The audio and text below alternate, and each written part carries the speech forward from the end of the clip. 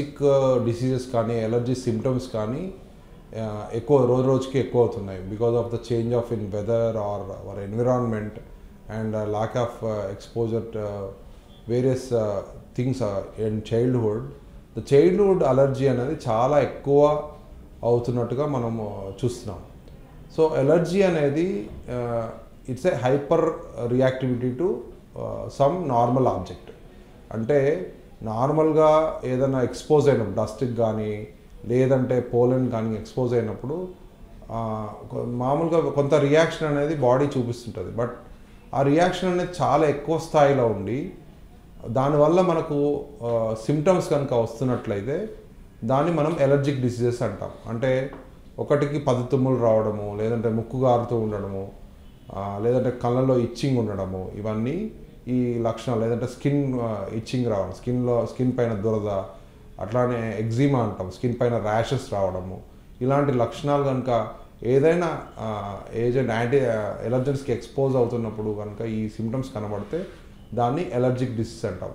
వీటిలో ఉన్న సిమ్టమ్స్ బట్టి వీటిని మనం పలు రకాలుగా విభజించడం జరుగుతుంది. అంటే స్కిన్ మీద ర్యాషెస్ వచ్చి ఇచ్చింగ్ ఉంటే దాన్ని ఎటోపిక్ డెర్మటైటిస్ అంటారు.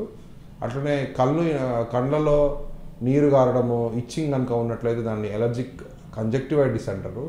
అట్లనే we are expose most of the times respiratory system ఈ అలర్జెన్స్కి ఎక్కువ ఎక్స్పోజ్ కావడం జరుగుతుంటుంది. కాబట్టి ముక్కు నీరు గారడము, ముక్కులో దురదుండడము, తుమ్ములు ఎక్కువగా రావడము, అలాగే సైనస్ సైటిస్ రావడం, ఇట్లాంటివి ఉంటే వాటిని allergic rhinitis or allergic sinusitis అని అంటారు. అట్లనే ఇది ఒకవేళ లంగ్స్లో సిమ్టమ్స్ కాజ్ చేసినట్టయితే కాఫ్, ఆయాసము, వీజింగ్ కనుక కాజ్ చేసినట్టయితే దాన్ని ఎలర్జిక్ ఆస్తమా అంటారు.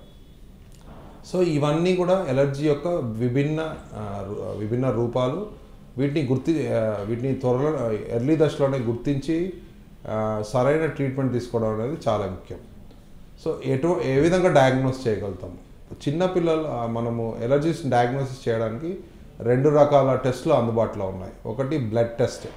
ఇమ్యునోక్యాప్ అనే మెథడ్ ద్వారా ఏ అలర్జెన్స్కి మనం ఎలర్జిక్ ఉన్నామో ఇమ్యునోక్యాప్ అనే ఒక బ్లడ్ టెస్ట్, సీరం టెస్ట్ ద్వారా కూడా చేయొచ్చు. ఇది 7 to 10 days టైం తీసుకుంటుంది, బట్ అ బిట్ కాస్ట్లీ. ఒక్కొక్కసారి ఏంటంటే అండర్ డయాగ్నోసిస్ చేయొచ్చు, ఒక్కొక్కసారి సెన్సిటివిటీని అనేది ఓవర్ డయాగ్నోస్ చేయడం కూడా జరుగుతుంటుంది. The most cost effective and good test is skin prick test అంటాం. అంటే ఇందులో ఎలర్జెన్స్ పేషెంట్ యొక్క బాడీ మీద చిన్న డ్రాప్స్ ఆఫ్ ఎలర్జెన్స్ వేసి ఒక చిన్న స్టైలైట్ ద్వారా ఇంట్రాడర్మల్ టెస్ట్, స్కిన్ ప్రిక్ చేయడం జరుగుతుంది. This is more reliable test and more cost effective and more safe test which is done usual in the hospitals. So వీటి ద్వారా మనము ఏ ఎలర్జీస్ ఉన్నాయనేది మనం డయాగ్నోస్ చేయడం జరుగుతుంది.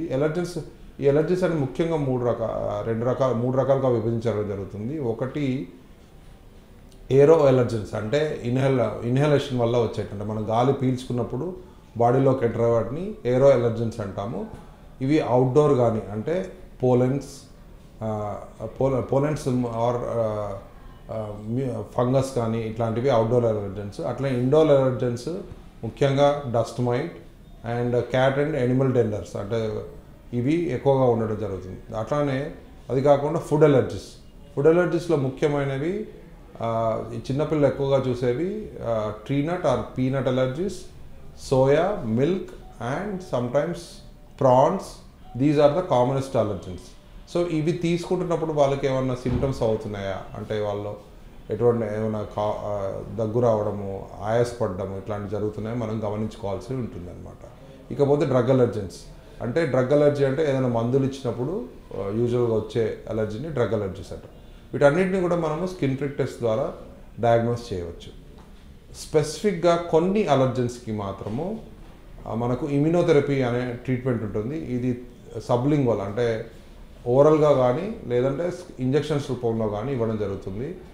ఫ్యూ అలర్జెన్స్ లైక్ పోలెన్స్ కానీ లేదంటే డస్ట్ మైట్కి కానీ లేదంటే కొన్ని ఫంగస్ అలర్జెన్స్కి మాత్రము ఈ ఇమ్యునోథెరపీ అవైలబుల్ ఉంది. సో ఎర్లీ డయాగ్నోసిస్ చేయడం ద్వారా, ఇమ్యునోథెరపీ చేయడం ద్వారా ఫర్దర్గా కాంప్లికేషన్స్ రాకుండా మనము కాపాడవచ్చు. కొన్నిట్లలో అవాయిడెన్స్ అంటే ఏదైనా స్పెసిఫిక్గా ఫుడ్ అలర్జీ కనుక ఉంటే దాన్ని ఫుడ్ తీసుకునేటప్పుడు అవాయిడ్ చేయడం ద్వారా కూడా సిమ్టమ్స్ నుంచి మనం తప్పించుకునే అవకాశం ఉంటుంది.